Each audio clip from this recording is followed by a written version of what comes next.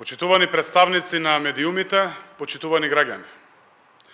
Денеска на пленарна седница влегува предлог буџетот за 2020 година. Предлог буџетот е развоен и темелен на реални основи, на реални економски параметри. Со него силно вложуваме во она што е најважно, во човечкиот капитал. Со буџетот за следната година се обезбедува значителен раст на платите во образованието, во здравството, како и раст од околу 900 денари за 322.000 пензионери. Повикуваме на конструктивна дебата во собранието и очекуваме од сите пратеници, од сите политички партии да го поддржат овој буџет кој е во интерес на економијата, во интерес на државата и секако во интерес на граѓаните.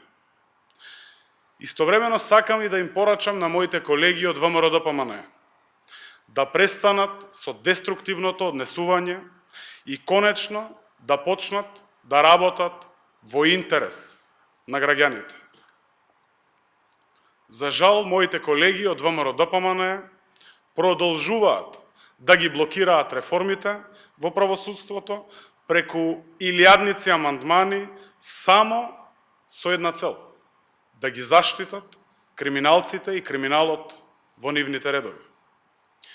Најавуваат дека нема да го гласаат законот за одбрана, со што директно му наштетуваат на процесот на нашето зачленување во НАТО алијансата. За ВМРО-ДПМНЕ, замислете, лудило е да се носат закони во интерес на граѓаните. Лудило било да растат платите.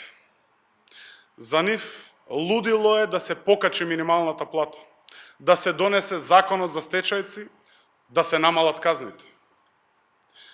Треба да имаат предвид во ВМРО-ДПМНЕ дека ова нивно лудило, кое што е на директна штета на граѓаните, со сигурност истите тие граѓани добро ќе знаат да го проценат на 12 април. Ви благодарам.